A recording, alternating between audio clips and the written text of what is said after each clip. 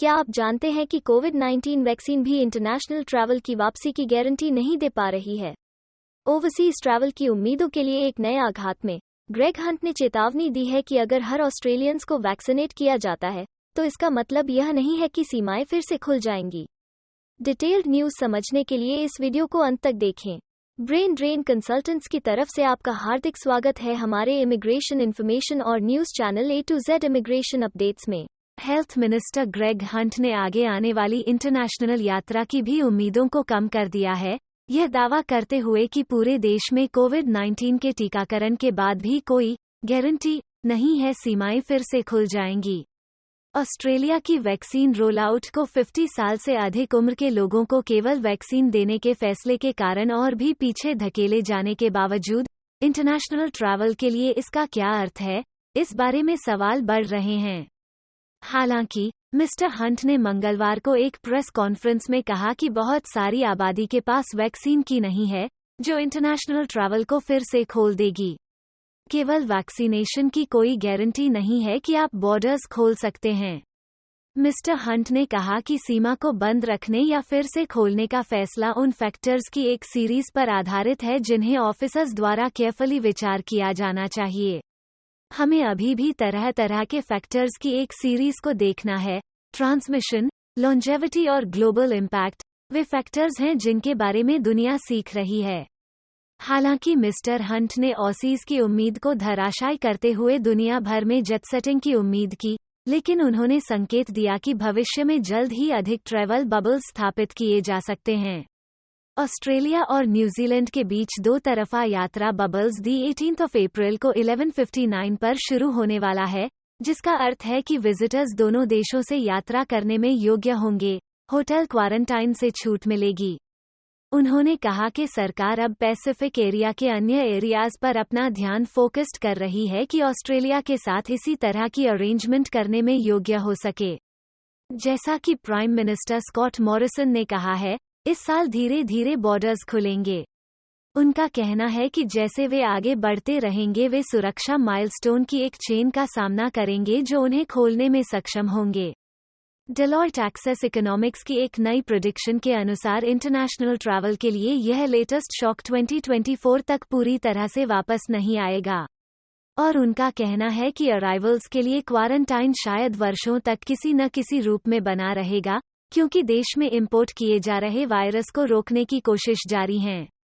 Deloitte के economist Chris Richardson ने कहा कि विदेशी यात्रा पर इसका असर पड़ेगा, जो प्री कोविड थी।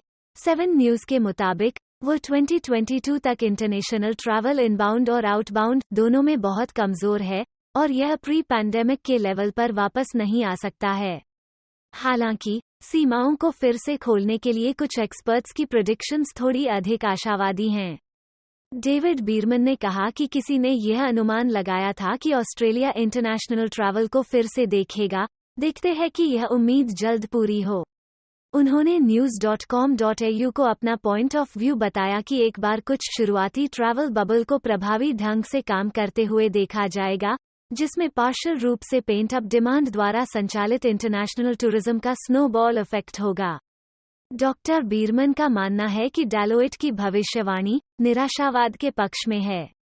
उन्होंने कहा, मुझे विश्वास है कि इंटरनेशनल यात्रा 2022 के मिड में बढ़नी शुरू हो जाएगी, लेकिन मुझे इस बात पर जोर देना चाहिए कि इस तरह की भविष्यवाणी में गलती की संभावना होती है। ऑस्ट्रेलिया के लिए अन्य ट्रैवल बबल क्या हैं? मिस्टर हंट ने संकेत दिया कि सरकार पैसिफिक एरिया के अंदर अधिक ट्रैवल बबल स्टार्ट करने की ओर देख रही थी, जिसमें कई अनुमान लगाए गए थे कि ऑस्ट्रेलिया अगले यात्रा करने में योग्य हो सकते हैं। इंटरनेशनल बॉर्डर्स फिर से खुलने के समान, डॉक्टर बीरमन ने कहा कि जब अधिक ट्रैवल एग्रीमेंट एस्टैब्लिश्ड किए जाएंगे, जो प्योरली स्पेक्युलेटिव है। हालांकि उन्होंने कुछ सुझाव दिए जिनके आधार पर देश आगे हो सकते हैं। स्कॉट मॉरिसन ने कहा है कि ट्रांस तस्मान बबल कई महीनों के लिए प्रस्ताव पर एकमात्र हो सकता है। उन्होंने कहा, हालांकि मैंने लंबे समय से राय रखी है कि फिजी, वैनुआटू, कुक आइलैंड्स और न्यू कैलेडोनिया सहित कई पैसिफिक आइलैंड देशों में कंडीशनल बबल को फैलने से रोकने का कोई वास्तविक कारण नहीं है। फिजी ने लंबे समय तक बबल की वकालत की है। उन्होंने आगे कहा, सभी प्री कोविड-19 के कम से कम जोखिम के साथ टूरिज्म पर निर्भर इकोनॉमीज हैं और अगर टूरिज्म को स्थानीय लोगों के साथ पब्लिक संपर्क को कम करने के लिए रिजॉर्ट्स में अपनी छुट्टी का आधार बनाना आवश्यक है, तो सबूतों को प्रदर्शित करें कि वे अराइवल से पहले कोविड मुक्त हैं। तो मुझे कोई मजबूर कारण नहीं दिखता है ऑस्ट्रेलिया और इन डेस्टिनेशंस के बीच यात्रा क्यों नहीं शुरू करनी चाहिए। डॉक्टर बीरमन ने कहा कि सिंगापुर, वियतनाम, ताइवान और थाईलैंड भविष्य में बबल डेस्टिनेशन हो सकते हैं। यूटीएस लेक्चरर ने यह भी चेतावनी दी कि इंटरनेशनल बॉर्डर्स को समय की एक्सटेंडेड पीरियड के लिए बंद रखने से यह प्रभावित हो सकता है कि हमारे अंदरूनी इंटरनेशनल टूरिज्म को ठीक होने में कितना समय लगता है। उन्होंने कहा कि एयरलाइंस ऑस्ट्रेलिया से और आने जाने के मार्गों को फिर से एस्टैब्लिश्ड करने में रिसोर्सेज को बर्बाद नहीं करेगी जबकि सीमाएं बंद हैं और पैसेंजर लोड्स रिडिक्युलस रूप से कम संख्या तक सीमित हैं। यूनिवर्सिटीज के लेक्चरर के रूप में पहले से ही नए इंटरनेशनल स्टूडेंट्स को आकर्षित करने की क्षमता पर नेगेटिव प्रभाव दिखाई दे रहा है जिसे दूर करने में सालों लगेंगे। टूरिज्म ऑस्ट्रेलिया को इंटरनेशनल विजिटर्स के लिए हमारे मार्केटिंग को पूरी तरह से कन्विंस्ड करने की आवश्यकता होगी। महामारी से पहले चीन इंटरनेशनल विजिटर्स के ऑस्ट्रेलिया के सबसे बड़े सोर्सेज में से एक था, लेकिन हमारे दोनों देशों के बीच बढ़ते तनाव का प्रभाव तब पड़ेगा जब सीमाएं फिर से खुलेंगी। डॉक्टर बीरमन ने सुझाव दिया कि ऑस्ट्रेलिया को उस अंतर को भरने के लिए नए सोर्स मार्केट्स की तलाश करनी होगी। उन्होंने कहा, हमें इस बात की जानकारी होनी चाहिए कि जब ग्लोबल टूरिज्म फिर से शुरू होता है और वैक्सीनेशन रोल आउट के साथ हो रहा होता है, तब हम बहुत ज्यादा शुरुआत नहीं कर पाते हैं। हमें उम्मीद है कि आपको हिंदी भाषा में इमिग्रेशन रिलेटेड सही जानकारी पहुंचाने की हमारी यह कोशिश आपको पसंद आ रही होगी। कृपया कमेंट्स में अपने सजेशंस और फीडबैक जरूर दें। हमें सपोर्ट करने के लिए हमारे चैनल को लाइक, शेयर और सब्सक्राइब करना मत भूलिएगा। और हाँ, बेल आइकन को अभी दबा दीजिए। अपना कीमती समय देने के लिए एक बार फिर से धन्यवाद। एक अन्य वीडियो के साथ जल्दी ही आपसे दोबारा मुलाकात होगी।